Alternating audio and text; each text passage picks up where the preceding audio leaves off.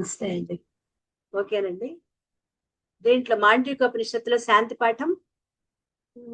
ఓం భద్రం కర్ణేభిః శృణుయామ దేవాః భద్రం పశ్యేమాక్షభిర్యజత్రాః స్థిరైరంగైస్తుష్टुवांसस्तनूभिः यसेम देवहितं यदायुः स्वस्ति न इन्द्रो वृद्धस्रवाः स्वस्ति न पूषा विश्ववेदाः स्वस्ति नस्तार्क्ष्यो अरिष्टनेमिः स्वस्ति नो बृहस्पतिर्दधातु ॐ शान्ति शान्ति शान्तिः. हरि ओम. మొదటి మంత్రం. ఓమిచ్చేతదక్షరమిదగం సర్వం తస్యోపవ్యాఖ్యానం భూతం భవద్భవిష్యదితి సర్వమోంకార ఏవ యచ్ఛాన్యత్రికాలాతీతం తదప్యోంకార ఏవ. ఈ మొదటి మంత్రాన్ని మనం వివరించుకుంటూ అకార ఉకార మకారాలు అంటే ఆ ఈ ఆ ఉ మా జగత్. ఇక జగత్ ఓం, ఇదం సర్వం ఓం అన్నారు కదా. మొత్తం ఈ ప్రపంచం అంతా ఒక్కటే ఓం ఎలా అవుతుంది? ప్రపంచంలో అనేక వస్తువులు, అనేక పేర్లు ఉన్నాయి. అన్ని ఓం అంటే ఎలా కుదురుతుంది? ఇది మన సందేహం. కుర్చీ, బల్ల, ఆవు, పక్షి, ఏనుగు, మనిషి, చెట్టు, పర్వతం, ఇలా అనేక పేర్లున్నాయి. అంటే అనేక శబ్దాలున్నాయి. అన్ని ఒకటేనా? కాదు కదా. ఇది మన విశ్వాసం. మరి అన్ని సర్వం ఓంకారం ఏవా అని అంటోంది శాస్త్రం. అంటే అన్ని శబ్దాలు ఒకటే ఎలా అవుతాయో చూద్దాం. అన్ని శబ్దాలు పలికేది నోటితోటి. ముక్కు గాని, కంటితో గాని, చెవులతో గాని పలికే వీలు లేదు కదా. మనం ఏ శబ్దాలు చేసినా 3 చోట్ల నుంచి వస్తాయి నోట్లో. కంఠం నుంచి, నోటి నుంచి, పెదవుల నుంచి, 2 పెదవుల కలయిక నుంచి. ఇందులో ఉదాహరణ చెప్పుకుందాం. కొన్ని అక్షరాలు కంఠం నుంచి ఏమొస్తాయి? ఆ, జా, గా, దా, ఇవన్నీ కంఠం నుంచి పలుకుతాం. ఊ, ఈ, యా, లా, ఇవి మూతి నుంచి పలుకుతాం. రెండవది పెదవుల కలయిక నుంచి పలికేవి పా, బా, మా, ఇవి పెదవుల కలయిక. అంటే ఉదాహరణకు కొన్ని అక్షరాలే కానీ ఇంకా చాలా ఉన్నాయి. ఈ మూడిట్లలోకి వచ్చేవి ఇంకా అనేక అక్షరాలు ఉన్నాయి. అంటే కంఠం నుంచి పలికే అక్షరాలలో ఒక శబ్దము ఆ, ఒకటి తీసుకుంటే ఆ. అలాగే నోటి మధ్యలోంచి పలికేది ఊ. నోటి మధ్యలోంచి దాంతవ్యాలు అని చెప్పుకున్నాం కదా అవి. నాలుగోది 3 పెదాల కలయికతో పలికేవి ఆ, ఊ, ఈ మూడిటిని తీసుకుని ఈ 3 కలిస్తేనే ఓం. ఈ 3 తప్ప వేరే పలికే విధం ఉందా? లేదు. కాబట్టి అన్ని శబ్దాలు, అన్ని నామాలు మన నోట్లోంచి ఏ శబ్దం వచ్చినా ఆ శబ్దాలు అన్నీ కూడా సర్వం, అన్నీ కూడా ఓం ఇందులోనే ఉన్నాయి. వాచకాలు వేరు వేరు వస్తువులకు చెందినవైన ఆ వాచకాలన్నీ కూడా ఓంకారమే. వాచకాలు అంటే అన్ని శబ్దాలు ఓం. కాబట్టి అన్ని పేర్లు వాచకాలే. ఆ వాచకాలు అనేవన్నీ కూడా ఓంకారమే. ఆ శబ్దాలన్నీ కూడా ఓంకారమే. సర్వం ఓం. ఏ వస్తువు యొక్క వాచకమైన, శబ్దమైన, పేరైనా ఓంకారమే. పుస్తకం అనే శబ్దం పుస్తకం అనే వస్తువు కంటే వేరు కాదు. అంటే పదం పదార్థం కంటే వేరు కాదు. ఆ పదము పదార్థము 2 ఒకటే. వాచకం వాచ్యం కన్నా వేరు కాదు. వాచకం అంటే దాని యొక్క పేరు. వాచ్యము అంటే ఇక్కడ వాచకం అంటే శబ్దము, వాచ్యం అంటే ఆ వస్తువు. దానికంటే వేరు కాదు. వాచకం అంటే శబ్దం, వాచ్యము అంటే ఆ వస్తువు. ఆ 2 వేరు కాదు. నామం నామి కన్నా వేరు కాదు. నా పేరు సీతా మహాలక్ష్మి అనే పేరు నాకంటే వేరు కాదు కదా. ఇలా చెప్తే అర్థమవుతుంది. మన పేరు మనకంటే వేరు కాదు. ఆ పేరు మనము కలిసే ఉంటాం. కాబట్టి వాచకం అంతా కూడా, వాచకం అంటే ఇక్కడ శబ్దాలు, అన్ని శబ్దాలు ఓంకారమే. కాబట్టి వాచ్యం కూడా ఓంకారమే. శబ్దం ఏదైతే వస్తువు కూడా అదే అవుతుంది కదా. అన్ని శబ్దాలు ఓం, అన్ని వస్తువులు ఓం. శబ్దం ఓం అయినప్పుడు వస్తువు దానికి సంబంధించిన ఆ పేరుతో పిలువబడిన వస్తువు కూడా ఓం. నామం ఓం, నామి కూడా ఓం. అర్థమైందా? పేరు నేనైనప్పుడు ఈ దేహం కూడా అదే, ఆ రూపం కూడా అదే కదా. నామము రూపము ఒక్కటే. ఆ పేరుతో ఉన్నది, ఆ దేహంతో కలిగి ఉన్నది ఒక్కటే. పేరు ఆ దేహము వేరు కాకపోతే, పేరు ఓం అయినప్పుడు దేహం కూడా ఏమవుతుంది? ఓం అవుతుంది. ఓం అంటే పరమాత్మే. ఈ ఈక్వేషన్ కొద్దిగా జాగ్రత్తగా అర్థం చేసుకోండి. అదే సర్వం ఓంకార ఏవ, అంతా ఉన్నదంతా ఓంకారమే అంటే అది. కాబట్టి ఓంకారాన్ని తీసుకుంటే అంతా తెలుసుకున్నట్లే. ఓంకారాన్ని తెలుసుకుంటే సర్వ జగత్తును తెలుసుకున్నట్లే. ఎందుకంటే ఈ జగత్ బ్రహ్మం కాబట్టి. మరి జగత్ ఏది? జగత్తే పరమాత్మ. జగత్తంతా కూడా పరమాత్మ. కానీ పరమాత్మ ఎలా కనిపిస్తుంది? వస్తు రూపంలో కనిపిస్తుంది. కానీ ఆ వస్తువులలో, ఆ పదార్థాల్లో ఉన్నది పరమాత్మ చైతన్యం. వస్తువులాగా నీకు కనిపిస్తున్నది కదా, కానీ కనిపించేది కాదు. కనిపించదానికి వెనక ఉన్నది, కనిపించే దానిలో ఉన్నది అంతా కూడా ఉన్నది, నిండి ఉన్నది పరమాత్మ చైతన్యం. ఓంకారాన్ని తెలుసుకుంటే బ్రహ్మాన్ని తెలుసుకున్నట్లే. అన్ని ఉపనిషత్తులు చెప్పేది ఈ బ్రహ్మం గురించి. ఓంకారాన్ని తెలుసుకుంటే అన్ని ఉపనిషత్తులే తెలుసుకోవాలి, తెలుసుకుంటున్నాం కదా. అందుకే తస్య ఉపవ్యాఖ్యానం, ఓంకారం యొక్క వ్యాఖ్యానమే ఈ ఉపనిషత్తు. అంటే ఈ ఓంకారం గురించి చెప్పబోయేదే ఈ మొత్తం ఉపనిషత్ అంతా. తస్య ఉపవ్యాఖ్యానం, ఓంకారం యొక్క విస్పష్ట వ్యాఖ్యానం ఇంకా ఇంకా ముందు రాబోతోంది. ఎందుకు ఈ ఓంకారానికి ఇంత వ్యాఖ్యానం చెప్పారు కదా, అర్థమైపోయింది కదా, ఇంకా ఎందుకండి? దీంట్లో చాలా ఉంది. ఏ గ్రంథానికైనా వ్యాఖ్య రాసేది అందరికీ అర్థం కావటానికి. అర్థం కాకుండా పోతే అది సరియైన వ్యాఖ్యానం కాదు కదా. అది అర్థం అవటం కోసం రాశారు. ఈ మాండ్యూకోపనిషత్ అంతా ఓంకారానికి వ్యాఖ్యానం. అవసరం ఏంటి? ఈ వ్యాఖ్యానం వల్ల ఏమైనా ప్రయోజనం ఉందా? ఉంది. బ్రహ్మపతి పచ్చు పాయత్వాత్, బ్రహ్మజ్ఞానాన్ని పొందటానికి, బ్రహ్మజ్ఞానం పొందాలి అంటే ముందు ఈ ఓంకారం గురించి తెలుసుకోవాలి. ఓంకారం అర్థమైతే బ్రహ్మం తెలుస్తుంది. బ్రహ్మం తెలిసిందా మోక్షం. అందుకని నీకు మోక్ష సిద్ధి పొందాలి అంటే ముందు ఓంకారం యొక్క కూలంకషంగా దాన్ని గురించి తెలుసుకోవాలి. కాబట్టి ఓంకారం యొక్క వ్యాఖ్య మోక్షానికి దారితీస్తుంది. అందువల్ల ఓంకారాన్ని తప్పకుండా తెలుసుకోవాలి. అదే ఇప్పుడు చెప్పబడుతోంది.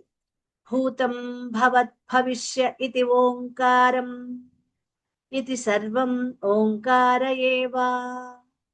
భూతం అంటే గతం, గతం అంటే జరిగిపోయిన కాలం. భవత్ అంటే వర్తమాన కాలం, ఇప్పుడు జరుగుతున్నది. భవిష్యత్ అంటే రాబోయే కాలం. అన్ని గడిచిపోయిన కాలం, ప్రస్తుతం గడుస్తున్న కాలం, గడవబోయే కాలం, మొత్తం అంతా కూడా సర్వం ఓంకారం. ఉన్నదంతా ఓంకారమే. గతంలో ఉన్నది ఇప్పుడు లేకపోవచ్చు. గతంలో మా తాతగారు ఉన్నారు, ఆయన ఇప్పుడు లేకపోవచ్చు. మా నాన్నగారు ఉండేవారు గతంలో, ఇప్పుడు ఆయన లేరు కదా, లేకపోవచ్చు. భవిష్యత్తులో రాబోయే రోజుల్లో ఉండేది ఇప్పుడు లేకపోవచ్చు. రాబోయే రోజుల్లో ఉండబోయేది ఇప్పుడు లేకపోవచ్చు. కానీ బ్రహ్మం మాత్రం గతంలో ఉంది, వర్తమానంలో ఉంది, భవిష్యత్తులో కూడా ఉంది. మన తాత ముత్తాతలు, మన తర్వాత తరాల వాళ్ళు, గతంలోని తాత ముత్తాతలు, భవిష్యత్తులోని మన తర్వాత తరాలు ఇప్పుడు కనిపించకపోవచ్చు. కానీ బ్రహ్మం గతంలోనూ ఉంది, ఇప్పుడు ఉంది, భవిష్యత్తులో కూడా ఉంటుంది. గతంలో ఉన్నది ఇప్పుడు లేకపోవచ్చు, కానీ వాటి వాచకాలు, పేర్లు మాత్రం ఇప్పుడు ఉంటాయి. పేర్లు మిగిలిపోతాయి కదా. ఒకప్పుడు ఒక తాతగారు, ఆయన మా తాతగారి పేరు మా తాతగారి పేరు చెప్పాలి అంటే సర్వయ్య గారు, సర్వేశ్వరరావు గారు. ఆయన ఇప్పుడు లేరు, కానీ ఆయన పేరు ఉండిపోయిందా, సర్వేశ్వరరావు అని ఆయన. మా నాన్నగారి పేరు కృష్ణమూర్తి గారు, మరి ఇప్పుడు ఆయన లేరు. నన్ను మా ఊరు వెళ్తే మీరు కృష్ణమూర్తి గారు అమ్మాయేనా అని అడుగుతారు. ఇప్పుడు ఆయన ఉన్నారా? లేరే. అంటే లేకపోయినా వాళ్ళ పేర్లు ఉండిపోయి కదా. వాళ్ళు ఉన్నా లేకపోయినా వాళ్ళ పేర్లు మాత్రం ఎలా ఉండిపోయాయో ఎప్పుడు ఉంటాయి. ఈ నామాల వల్ల వచ్చే శబ్దం అంతా ఓంకారం కంటే వేరు కాదు. ఈ పేర్ల ద్వారా, అంటే ఒక ఉదాహరణకి ఇది. అంతేగాని నిజంగా వాళ్ళు కొన్ని తరాలు పోతే వాళ్ళ పేర్లు, నా పేరే తెలియదు, మా నాన్నగారి పేరు, మా తాతగారి పేరు తర్వాత వాళ్ళకి ఎలా తెలుస్తాయి. అంటే ఆ పేర్లు ఎలా ఉండిపోయాయో ఆ నామాల వల్ల వచ్చే శబ్దం అంతా ఓంకారం కంటే వేరు కాదు. ఇప్పుడు చెప్పుకోబోయేది ఏంటంటే ఆ పేరు వల్ల పలికే శబ్దము అది ఓంకారం కంటే వేరు కాదు, అది కూడా ఓంకారమే. ఇప్పుడు ఉన్నవి ఏవైతే ఉన్నాయో వాటి శబ్దం అంతా కూడా ఓంకారం. నువ్వు దేంతో పిలిచినా, ఒక వస్తువు పేరు పిలిచినా, చెట్టు పేరు పిలిచినా, ప్రాణి పేరు పిలిచినా, నువ్వు నీ నోట్లోంచి వచ్చే ప్రతి శబ్దము అవి వాచకం, శబ్దమే వాచకం. ఆ వాచకాలన్నీ కూడా ఓంకారమే. వాచకాలు అంటే శబ్దాలు. నువ్వు పలికే ప్రతి శబ్దాలు, అది వేటి పేర్లవచ్చు, వస్తువులవ్వచ్చును, ఏది నీ లోపల నుంచి వచ్చే ప్రతి శబ్దము వాచకము ఓంకారమే. అది వస్తువుల కంటే వేరు కాదు, ఆ వస్తువుకు సంబంధించింది అయి ఉండొచ్చు, కానీ అది కూడా ఓంకారం. అది ఓంకారం అయినప్పుడు ఆ వస్తువు కూడా ఓంకారమే కదా. ఇప్పుడు మీరు ఒక పేరు ఓంకారం అయినప్పుడు దానికి సంబంధించిన వ్యక్తి కూడా ఓంకారం, అంటే పరబ్రహ్మ స్వరూపం. ఓంకారం అంటే పరమాత్మ, ఓం అంటే బ్రహ్మము. ఆ నామాల వచ్చే శబ్దం అంతా ఓంకారం కన్నా వేరు కాదు. ఇప్పుడున్నవి ఏమున్నాయో వాటి శబ్దం అంతా ఓంకారమే. భవిష్యత్తులో వాటికి ఉండే నామాలు కూడా ఓంకారమే. ఇప్పుడు ఏవైతే ఉన్నాయో అవి ఓంకారమే, గతంలో ఉన్నవి ఓంకారమే, ఇప్పుడున్నవి ఓంకారమే, భవిష్యత్తులో రాబోయేవి కూడా ఓంకారమే. కాబట్టి సర్వం ఓంకారం ఏవా, ఉన్నదంతా ఓంకారం ఒకటే. గతంలోను, వర్తమానంలోను, భవిష్యత్తులోను ఉన్న అన్ని ఓంకారమే. వస్తువులు లేకపోవచ్చు, కానీ అవి మిగిల్చిన రూపాలు గాని నామాలు గాని ఉన్నాయి కదా, అన్ని ఓంకారమే. ఓంకారానికి కాల పరిచ్ఛేదం లేదు. అంటే కాలము, వర్తమానం, భవిష్యత్తు కాలం, గతం అనేవి ఏవీ లేవు. ఓంకారానికి గతము లేదు, వర్తమానం లేదు, భవిష్యత్తు లేదు, కాల పరిచ్ఛేదం లేదు, ఎప్పుడు ఉండేది ఓంకారమే. అన్యత్రికాలాతీతం తదిపి ఓంకార ఏవా. కాలంలో ఉన్నవి సరేనండి, కాలానికి అన్యంగా కాలాతీతంగా ఉండే వాటి సంగతి, అవి కూడా ఓంకారమేనా అంటే కాలాతీతం ఏముంది. ఇప్పుడు నీకు కాలం తెలుస్తుంది. కాలాతీతం అంటే మనకి తెలుసు ఎప్పుడు, గాఢ నిద్ర, సుషుప్తి. ఇప్పుడు అసలు సబ్జెక్టులో మెల్లమెల్లగా వస్తున్నామండి. ఇప్పుడే సబ్జెక్ట్ మొదలైంది, ఓంకారం సబ్జెక్ట్ అంది. కాలాతీతం, ఇప్పుడు కాలం తెలుస్తోంది, కానీ గాఢ నిద్రలో కాలం తెలియదు. ఎందువల్ల? అక్కడ మనస్సు లేదు. మనస్సు, శరీరము మనస్సు రెండు ఏమున్నాయి, జాగృతం అవ్వట్లా, అవి సుషుప్తిలోకి వెళ్ళిపోయాయి. అంటే శరీరం యొక్క స్పృహ తెలీదు, మనస్సు కూడా అది ఆత్మలో లయమైపోయి లీనమైపోయి ఉంది, కలిసిపోయి ఉంది. మనస్సు ఉంటే కదా కాలం, మనస్సు లేకపోతే కాలమే లేదు. అక్కడ మనకి త్రికాలాతీతం, మూడు కాలాలకి అతీతంలో ఉంటాం. గతం లేదు, వర్తమానం లేదు, భవిష్యత్తు లేదు, ఎప్పుడు సుషుప్తి స్థితిలో. కాబట్టి గాఢ నిద్రా స్థితిలో నీవు కాలాతీతుడివి. కాలాతీతుడిని, పరమాత్మ కాలాతీతుడు. మరి నేను కాలాతీతుడిని. ఎప్పుడు ఇలా కూర్చుని మాట్లాడుకునేటప్పుడా, గాఢ నిద్రాస్థితిలో నేను కూడా కాలాతీతుడిని. అప్పుడు గతం, వర్తమానం, భవిష్యత్ అనేవి ఏవీ లేవు. అప్పుడు గతము ఉండదు, వర్తమానం ఉండదు, భవిష్యత్తు ఏమీ ఉండదు. దేన్ని గురించి ఆలోచించవు, ఏమీ తెలియదు. యుగం ఒక క్షణంగా గడుస్తుంది. అంటే యుగం ఒక క్షణంగా అంటే సమయం అసలు చాలా తొందరగా అయిపోయినట్లు ఉంటుంది, అసలు సమయమే తెలియదు మనకి. ఏదైనా సంతోషంగా ఉన్నప్పుడు గబగబా రోజులు దొల్లిపోయినట్లు ఉంటాయి. అదే బాధగా సమస్యలతో దుఃఖంతో బాబోయ్ ఎప్పుడు తెల్లారుతుందా ఎప్పుడు పొద్దుగూకుతుందా అని బాధపడుతూ ఉన్నప్పుడు 24 గంటలు 240 గంటల్లా అనిపిస్తాయి. అంటే ఒక్కొక్క క్షణం ఒక్కొక్క యుగంలా అనిపిస్తుంది. ఈ రెండిటికి భేదం మనకి తెలుసు కదా. దుఃఖాలు, కష్టాలు, సమస్యలు, బాధలు, ఆలోచనలు, ఎడతెగని ఆలోచనలు ఉన్నప్పుడు, అలాగే ఏమీ తోచనప్పుడు, ఏం చెయ్యటానికి ఆలోచన రానప్పుడు, సమస్య ఎదురకుండా భూతంలా భయపెడుతూ ఉన్నప్పుడు, ఒక్కొక్క క్షణం ఒక్కొక్క యుగంలా అసలు ఇవాళకి రోజు గడుస్తుందా, ఎప్పుడు బాబు తెల్లారుతుంది, ఇవాళ 24 గంటల 240 గంటల అని అనిపిస్తుంది. అదే ఆనంద సమయం.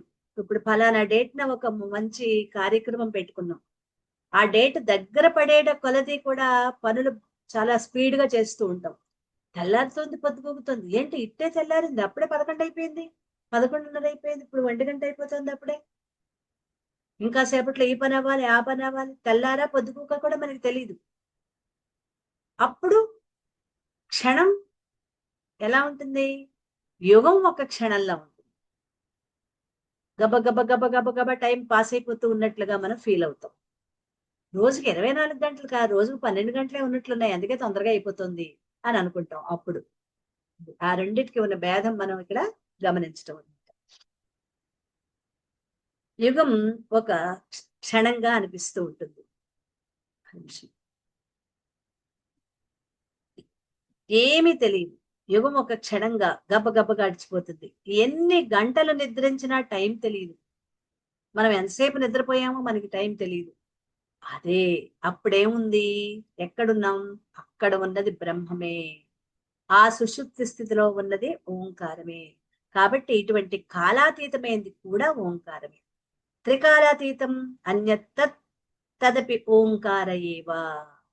3 కాలాలకి వేరుగా ఏదైతే ఉందో అది కూడా ఓంకారమే. 3 కాలాలు ఏంటది, గతం, వర్తమానం, భవిష్యత్. ఈ 3 కాలాలకి అతీతంగా ఉన్నది కాలాతీతం ఓంకారం. జాగృతి, స్వప్న, సుషుప్తి అవి 3 కాలాలే, దానికి అతీతం కూడా ఓంకారమే. ఇదం సర్వం ఓం ఇది ఏతత్ అక్షరం. ఓం అనే ఈ అక్షరమే తస్య ఉపవ్యాఖ్యానం. భూతం భవత్ భవిష్య ఇది సర్వం ఓంకార ఏవ. త్రికాలాతీతం అన్యత్ ఎత్తత్ అపి ఓంకార ఏవ. ఇప్పుడు ఓంకారం యొక్క వ్యాఖ్యానం ప్రారంభించబడుతోంది. ఇంతవరకు చెప్పింది ఇంకా ప్రారంభమే అవ్వలేదా ఓంకారం అంటే. ఈ మంత్రం యొక్క వివరణ, రెండవ మంత్రం, రెండవ మంత్రం యొక్క వివరణ చాలా అద్భుతమైన వివరణ. ఇందులో మహావాక్య వివరణ ఉంది ఈ రెండవ మంత్రంలో. ఏంటది, సర్వం హేతద్ బ్రహ్మ అయమాత్మా బ్రహ్మ సోయమాత్మా చతుష్పాద్. ఆత్మ ఎవరు, అయమాత్మా బ్రహ్మ, మహామంత్రం యొక్క వివరణ ఇందులో చెప్తూ ఓం ఇది ఏతదక్షరం ఇదం సర్వం అని మొదట చెప్పారు. ఇప్పుడు సర్వం ఓం అంటే ఈ సమస్త జగత్తు ఓంకారమే. ఇప్పుడు సర్వం హేతద్ బ్రహ్మ, ఏతత్ సర్వం బ్రహ్మ అంటే ఈ సమస్త జగత్తు బ్రహ్మమే. ఈ రెండో మంత్రంలో చెప్పేది ఈ సమస్త జగత్తు అంటే, ఇందాక నామము, వాచకము, వాచ్యము బ్రహ్మ అని చెప్పారు. ఇందాక చెప్పినప్పుడు వాచకం శబ్దం బ్రహ్మ, శబ్దానికి సంబంధించిన వస్తువు బ్రహ్మ అన్నారు. ఇప్పుడు చెప్తున్నది ఈ సమస్త జగత్తు బ్రహ్మమే. వాచ్యము శబ్దము బ్రహ్మ అయినప్పుడు శబ్దానికి సంబంధించిన వస్తువు కూడా బ్రహ్మమే. ఒక ఈక్వేషన్ మనకు అర్థమైంది కదా. ఇప్పుడు రెండోది ఏంటి, ఈ సమస్త జగత్తు బ్రహ్మమే. ఈ సమస్త జగత్తు ఓం అని కిందటి మంత్రంలో చెప్పి ఈ సమస్త జగత్తు బ్రహ్మమే అని చెప్పటం ఈ మంత్రం యొక్క ఉద్దేశం. బ్రహ్మమే ఓంకారం, ఓంకారమే బ్రహ్మం. బ్రహ్మం అనేది వాచ్యమైతే ఓంకారం వాచకం. ఓంకారం అంటే రూపం అన్నమాట. ఓం శబ్దం వాచకం. ఓం అనేది వాచ్యం. అంటే ఓం అనేది బ్రహ్మానికి శబ్ద సంకేతం. జాగ్రత్తగా అర్థం చేసుకుందాం, నోట్ చేసుకోండి. ఓం అనేది బ్రహ్మానికి శబ్ద సంకేతం. ఇది విన్నంత వరకే అర్థమవుతుంది. మళ్ళీ వెనక్కి వెళ్తే రబ్బర్ బ్యాండ్ లా అయిపోతుంది. సాగదీసిన రబ్బర్ బ్యాండ్ మళ్ళీ వదిలేస్తే వెనక్కి వెళ్ళిపోయినట్లుగా మళ్ళీ అర్థం కాదు. ఇక్కడ కొద్దిగా జాగ్రత్తగా ఒక 5 నిమిషాలు జాగ్రత్తగా వింటే మనకి కొంత అర్థం. ఈ జగత్తంతా ఓంకారమే అంటే బ్రహ్మమే అని మొదటి మంత్రంలో చెప్పారు. మరి నేనెవరు? నేను కూడా బ్రహ్మమేనా? మన ప్రశ్న. అవును, నేను బ్రహ్మాన్నే అని గట్టిగా నిర్దేశిస్తున్నారు ఈ మంత్రంలో. అదే ఏంటా మంత్రం? అయమాత్మా బ్రహ్మ. ఇందులో ఏమడుగుతున్నారు? సరే, నేను ఎవరిని? నేను కూడా బ్రహ్మమేనా? మరి నేను బ్రహ్మమేనా అంటే ఇందులో ఏం చెప్తున్నారు? అయం ఆత్మ బ్రహ్మ. అయం ఆత్మ, ఈ ఆత్మ అంటే ఈ దేహంలోను ఉన్న ఆత్మ. దీనికి ఒక పేరు చెప్పుకున్నాం, ప్రత్యేగాత్మ. దీనికి ఇంకొక పేరేంటి? ప్రత్యేగాత్మ. ఈ దేహంలో ఉన్న ఆత్మనే ప్రత్యేగాత్మ. ప్రత్యేగాత్మ అంటే ఈ దేహంలోని ఆత్మ అంటే నేనే, అది బ్రహ్మమే. అంటే నేనెవరిని? బ్రహ్మాన్ని. మళ్ళీ చెప్పుకుందాం. అయం ఆత్మ, ఈ ఆత్మ అంటే ప్రత్యేగాత్మ, ఈ దేహంలోని ఆత్మ అంటే నేను బ్రహ్మమే. అంటే నేను బ్రహ్మమే. నేను అన్నప్పుడు దృష్టి అంతా ఆత్మ మీద ఉండాలి కానీ దేహం మీద కాదు. మన దృష్టి ఉండాల్సింది దేహం మీద కాదు. అంటే ఈ జగత్ బ్రహ్మం, ఇదం సర్వం బ్రహ్మ, ఈ ఆత్మ బ్రహ్మం, నేను బ్రహ్మాన్ని, అయమాత్మ బ్రహ్మ. ఈ జగత్తంతా బ్రహ్మమే, నేను అయమాత్మ బ్రహ్మ. ఇదం సర్వం బ్రహ్మ, ఈ జగత్తంతా బ్రహ్మం, ఇదం సర్వం బ్రహ్మ, అయమాత్మ బ్రహ్మ. అంతటా ఉన్నది బ్రహ్మమే, ఈ దేహంలో ఉన్న నేను బ్రహ్మమే. రెండున్నాయా బ్రహ్మాలు? రెండు లేవు, ఉన్నది ఒక్కటే. దీన్ని బట్టి బ్రహ్మం లేదా ఓంకారం మనలోని ఆత్మనే కాకుండా భ్రమాత్మకమైన ఈ జగత్తని, దీనికి ఆధారమైన పరమాత్మని కూడా సూచిస్తుంది. చెప్పాలి అంటే బ్రహ్మజ్ఞానికి ఈ ప్రపంచం లేదు, మనకి మాత్రమే ఉంది. మనకి ఉంది కాబట్టి ఇంకా అజ్ఞానంలో ఉన్నాం కాబట్టి ఈ జగత్తుని భ్రమతో కూడిన జగత్ అంటారు, మిథ్య అంటారు. ఎందుకంటే అది మనకి మాత్రమే ఉంది, జ్ఞానికి లేదు. జ్ఞాని ఈ ప్రపంచాన్ని పరమాత్మగా చూస్తాడు. మరి మనం ఎలా చూస్తాం? వస్తు రూపంలో చూస్తాం. ఆ తేడా చూడండి. మనకి ఈ ప్రపంచం వస్తు రూపంలో కనిపిస్తుంది. అంటే వస్తువులు, విషయాలు, జంతువులు, పక్షులు, కంటికి కనిపించేవన్నీ రూపంలో మనం వాటినే జగత్తు అనుకుంటాం. కానీ అదే బ్రహ్మజ్ఞాని అందులో ఆ వస్తువుని పట్టించుకోడు. అక్కడ కుక్కున్నా, పిల్లున్నా, చెట్టున్నా, నదున్నా, పర్వతం, అది బ్రహ్మమే అంటాడు. అది సామాన్యులైన అజ్ఞానంలో, ఇంకా అజ్ఞానంలోనే ఉన్నాళ్ళండి, ఇంకా పెద్ద జ్ఞానం ఇంకా పెద్ద రాలేదు. సామాన్యులమైన మనకి, జ్ఞానులైన వాళ్ళకి ఉన్న తేడా ఏంటి అంటే ఈ జగత్తు మనకి సత్యం, జ్ఞానులకి పరమాత్మ సత్యం, కానీ వాళ్ళకి జగత్తు లేదు. ఈ జగత్తులో వాళ్ళు పరమాత్మను చూస్తారు, మనం జగత్తులో వస్తువులను చూస్తాం. ఇప్పుడు అర్థమైందా ఇది? ఈ జగత్తులో మనం వేటిని చూస్తాం? వస్తువులు, జంతువులు, పక్షులు, పశువులు, వాటిని చూస్తారు. వాళ్ళు ఏం చూస్తారు? పశువులు, పక్షులు, వస్తువులు, జంతువుల పరమాత్మను చూస్తారు. అది అందుకే వాళ్ళ దృష్టిలో జగత్తు ఇది భ్రమ, ఇదంతా పరమాత్మే గాని ఇక్కడేం వస్తువులు కాదు, ఇదంతా భ్రమ అని జ్ఞానులు అంటారు అనమాట. ఈ భ్రమాత్మకమైన జగత్తుని, దీనికి ఆధారమైన పరమాత్మని కూడా సూచిస్తుంది. కాబట్టి జగత్తు, ఆత్మ, బ్రహ్మం అంతా ఒక్కటే. ఈ కనిపించే ఈ జగత్తంతా, ప్రత్యేగాత్మ అంతా ఒక్కటైన బ్రహ్మమే, ఏ భేదము లేదు. ఇదే అద్వైత సిద్ధాంతం చెప్పే నిష్కర్షమైన వాదన. రెండు లేవు, ఉన్నది ఒకటే. అదే ఓంకారం, అదే బ్రహ్మం, అదే పరమాత్మ. ఇది రుజువు కావాలి, నిర్ణయం కావాలి. ఎలా కావాలి అన్నది జాగ్రత్తగా పరిశీలిస్తూ దీన్ని రేపు వివరించుకుందాం.